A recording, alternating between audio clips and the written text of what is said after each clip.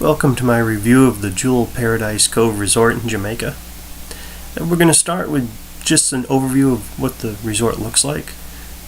For its age, they do a really nice job of making it look presentable and lush in all areas. You notice that most of the interior paths have a lot of vegetation around them. One of the reasons they do this, it makes them seem bigger and it's also aesthetically pleasing. You'll notice this all over the resort.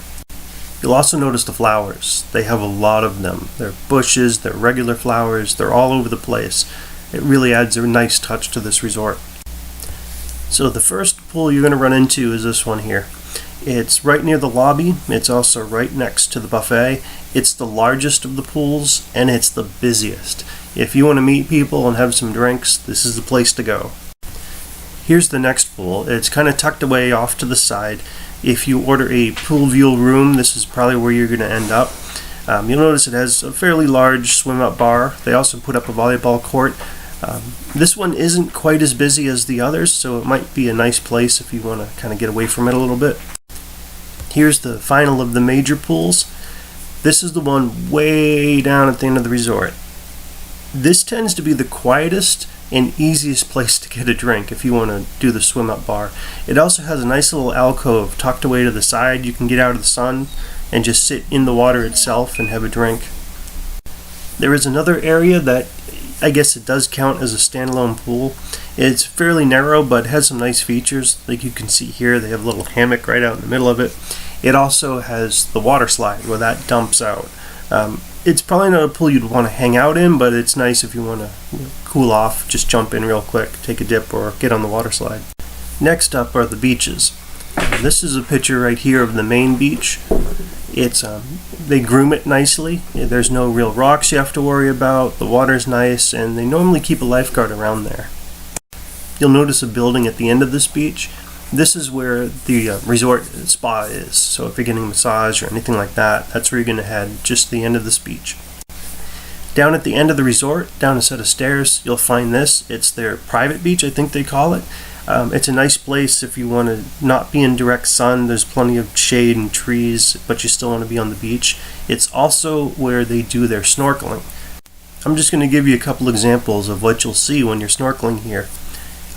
These pictures were taken right in that small little cove area that I showed you in the last slide.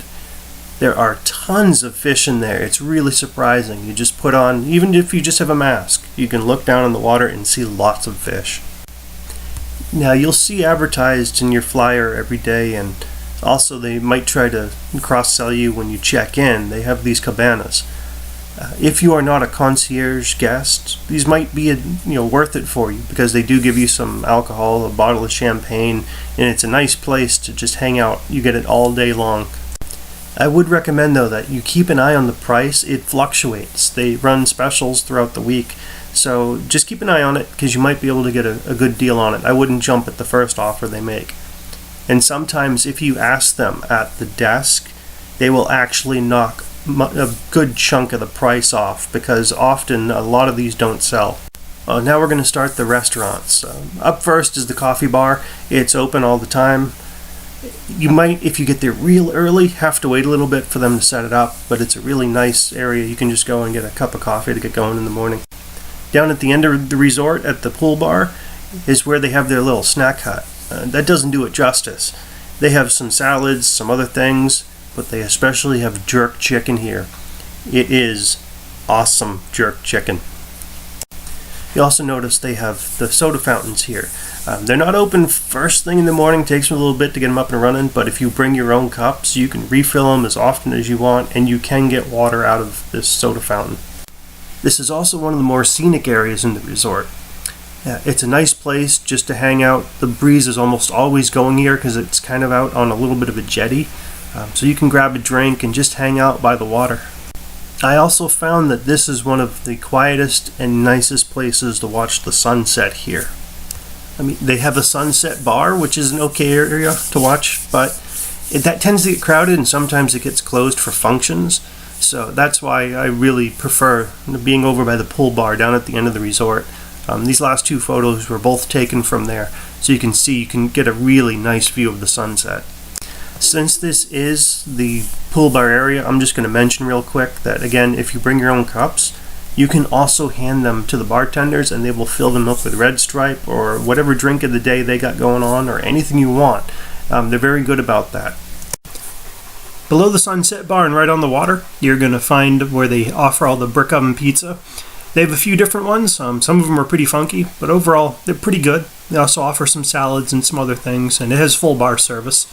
This can be a really nice place if you want to watch the sunset while you eat, or just stay cool, because there's often a nice breeze that goes right through here. They also have a Japanese themed restaurant. Here, if you just want to go into the bar, you can get sushi. They have a nice variety of different ones to choose from. They also do a teppanyaki. You will want to make a reservation if you go to do that. Just so you know going in, their teppanyaki is a little different from others. Theirs mainly focuses on service. They're going to interact with you and speak with you, ask questions, be really friendly.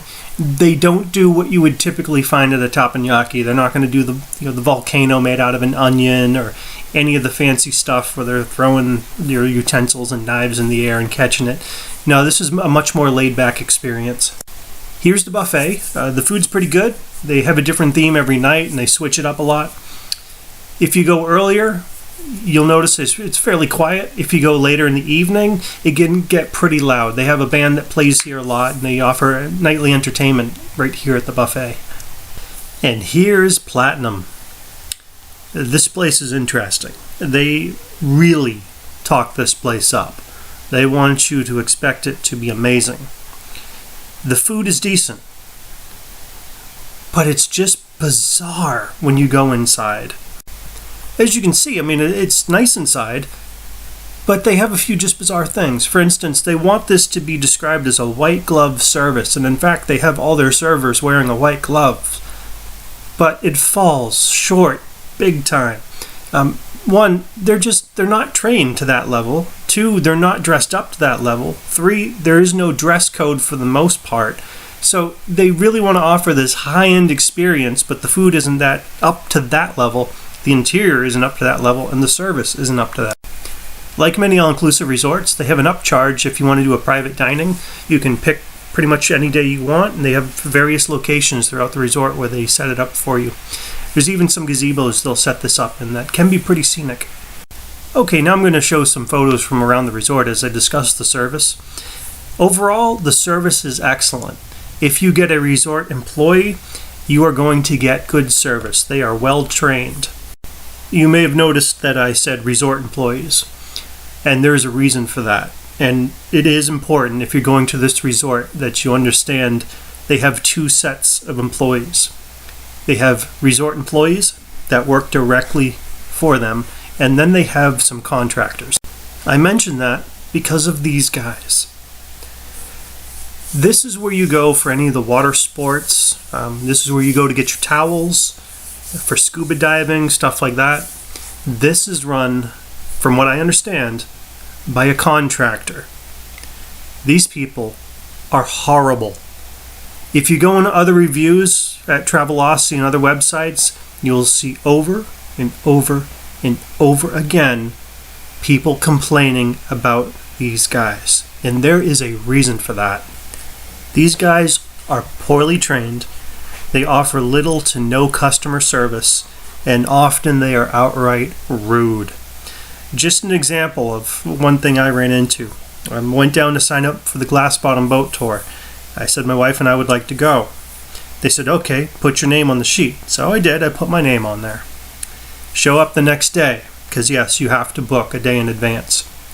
We show up. They say, oh, only one of you can go. The boat's full. We asked, well, wait a minute. We booked this yesterday. They said, oh, well, there's only one name on the sheet, so only one of you can go. Now, instead of saying, well, let's see if everyone shows up, no, they turned us away. What happened? We saw the boat pull out later half full. It was a situation that they easily could have handled better, but instead they took this hardline approach and were downright rude. And again, this is not just me. If you do the research, there are complaint after complaint after complaint about this group. So now I'm going to wrap it up with some just notes that you need to be aware of, and basically an overall score. This resort would get 3.5 out of 5 stars. Reason is full star off for their water sports.